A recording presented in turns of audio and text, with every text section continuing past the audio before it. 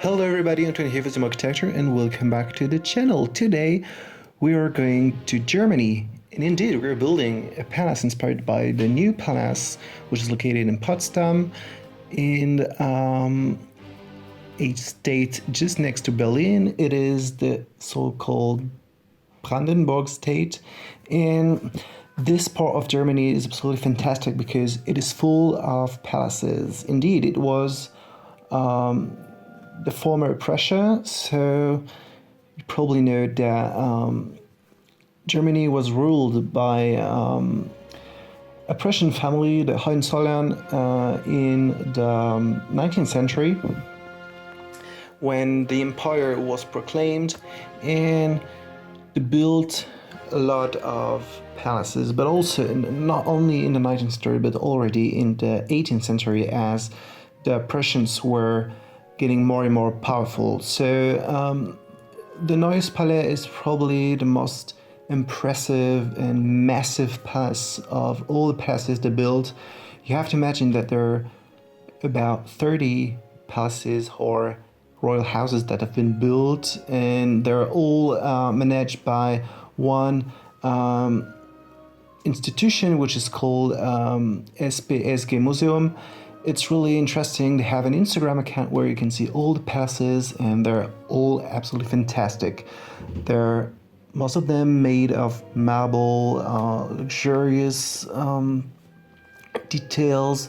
It is, I mean, each palace belonging to this institution or masterpieces. So it was a lot of, like a big source of inspiration for me, and I decided to build something inspired by this. And as always, I was using Alexander custom content to build this.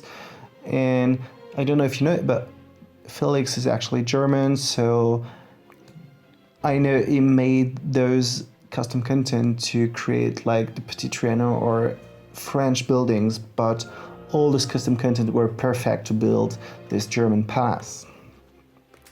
This palace is located on a 64 by 64 lot in Windenburg. No, not in Windenburg. I'm so used to building in Windenburg that I always think in Windenburg, but it's in Brindleton Bay. And I thought that it would be a nice idea to have such a huge royal palace on the seaside. It looks pretty interesting and pretty impressive, I think. So this palace is not really huge actually, because most of the ground is still free. I didn't do anything special for the garden, like it just grass, some bushes, but that's it, because I wanted to be really clear and really simple, just to make the palace look more impressive, just to highlight it, to make it more massive, impressive, like it's standing on the rock above the ocean, and this was the effect I wanted for this palace. So in the speed build you won't see me building the other side of the palace, but it's actually a copy of the front side. Like I just used a copy paste tool, so it was pretty easy. And the interior, I only built the main entry hall because I didn't felt like building the whole interior, because I already built the king's apartment in a previous video and also the king's bedroom. So I would have used probably the same objects, so it would have been really similar, and I don't think it's interesting for you to watch several times the same thing. So I really focused on the exterior, and I think it is the most interesting part of this. If I have to tell you something more about this palace, I mean the actual one in Potsdam, I really suggest you to go to Germany if you're fond of architecture and palaces in general, because, you know, Germany is absolutely full of palaces, and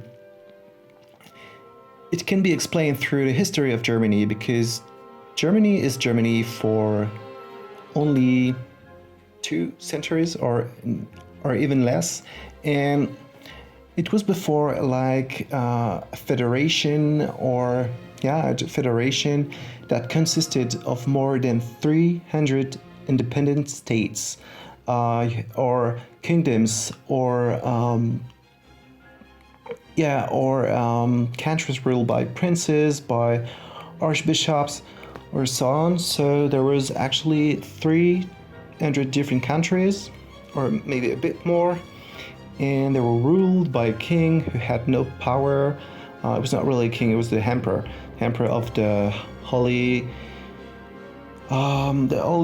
Roman Germanic Empire. Yeah, I don't remember in English, but anyway, this big German empire. And so, yeah, in each country there was a royal family or a people from the church, and they all built a palace or a castle. And this is one of the explanation why you can find so many palaces in Germany. But if you ever want to go to Germany, and you really should, I suggest you to go to Bavaria, to Bayern, because there are probably the most impressive and most well-known palaces, just like Neuschwanstein, the palace built by Ludwig II.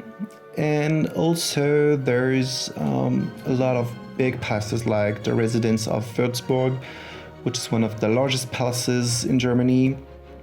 And of course, you have to go to Brandenburg and in Postdam to visit such palaces like the Neues Palais that we're building right now, or like Charlottenburg in Berlin, or also the Neue Kammern, which are also in Potsdam.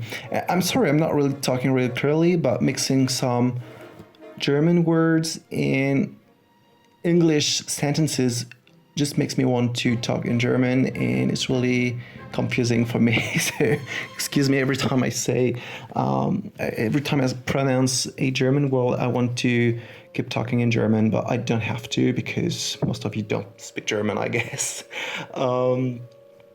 So really, if you want to visit a beautiful European country, if you're not from Europe, go to Germany.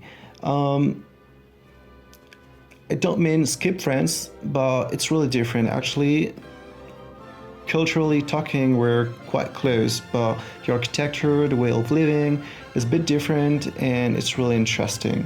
And the history of all these palaces are really interesting, because most of them were destroyed during the war, destroyed during the war, and they were all rebuilt after the war. So it's really interesting.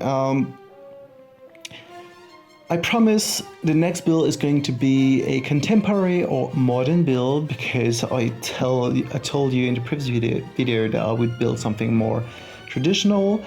But I started building something traditional, and I was like, no, I don't know what to build, so I decided to build another palace. And yeah, it was a lot of fun, but I wanted to build something else, because maybe some of you are not really into palaces, or I don't know. But yeah, it is like this. So I really hope you enjoyed this video. If you did, don't forget to like and subscribe, and I will see you next time. Bye.